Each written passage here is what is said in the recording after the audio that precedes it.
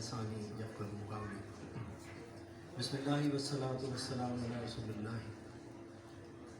क़ालू सुब्हानक ला इल्म लना इल्ला मा अल्लमतना इन्नका अंतल अलीमुल हकीम।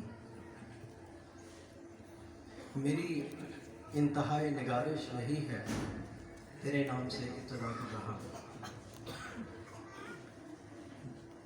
मेरे मोहतरम जमात के साथियों, जनरल सेक्रेटरी जनाब नवीदुल हक साहब और सबसे ज़्यादा काबिल एहतराम हाजी साग साहब, आपको देख के भी आज दिल रोशन हो, अल्लाह ताला आपको सेहत दे।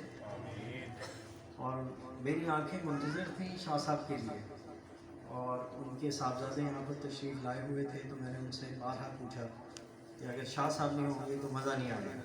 शाह साहब बहुत शुक्रिया आपकी तशरीफ़ लाने और दिल से दुआ है कि अल्लाह ताला आपको हमारे सरों पे कायम रखे, आपको सेहत कामिला राजिला अता फरमाए।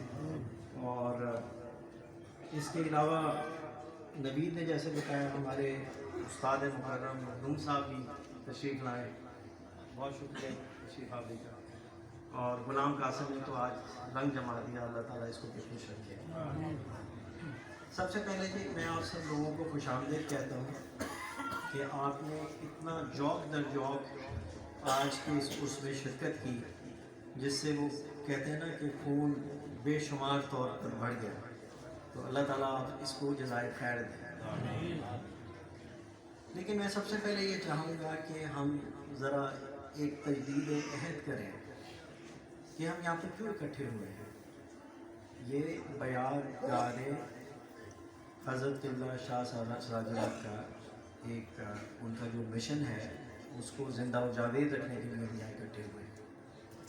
आरिफ साहब से मैं बात कर रहा था कि इसकी तारीख़ क्या है, तो वो मैं आप सब लोगों को रोशनास करवाना चाहूँगा कि जो हमारे बड़े दादा अब्बा थे जनाब क़िबला आलम शाह सिराजुल हक़, तो उनके जो मुर्शिद थे सूफी मोहम्मद हुसैन, उन्होंने उनको हुक्म दिया कि वो गुरदासपुर जाएँ और ये हुक्म सुनते ही उन्होंने अपनी नौकरी से गुरदासपुर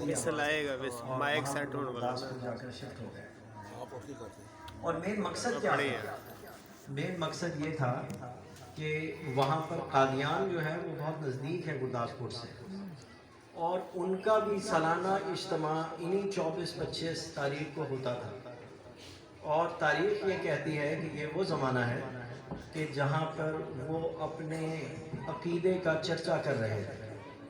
और मैं क्योंकि इस किस्म के कंट्रोवर्सी में नहीं पढ़ता हूँ, लेकिन एक मकसद था जिसको लेकर ये सिलसिला जो है वो शुरू हुआ। और उसके बाद अगर आप देखें कि सारी ज़िंदगी उन्होंने वफ़ कर दी। जो बातें नवीद साहब कह चुके हैं मैं उसको दोहराऊँगा नहीं, मगर सिलसिला जो था वो तालीम व तदरीस का था, वो लोगों को सीधा रास्ता दिखाने का था। और जिस तरह कहते हैं कि इहदिनस सिरातल मुस्तकीम, और उसके बाद ये सिलसिला माशाल्लाह जो जहाँ से शुरू हुआ, और वो डॉक्टर मसरूर हक शहजाद के सर पे ज़िम्मेदारी है। वो बिल्कुल तैयार थे आने के लिए, लेकिन क्योंकि उनकी मसरूफियात, एक तो उनके मरीज़ बहुत हैं और इन दिनों में बैरून मुल्क से बहुत ज़्यादा पेशेंट उनसे इलाज करवाने या उनका अपने आँखों का इलाज करवाने आते हैं।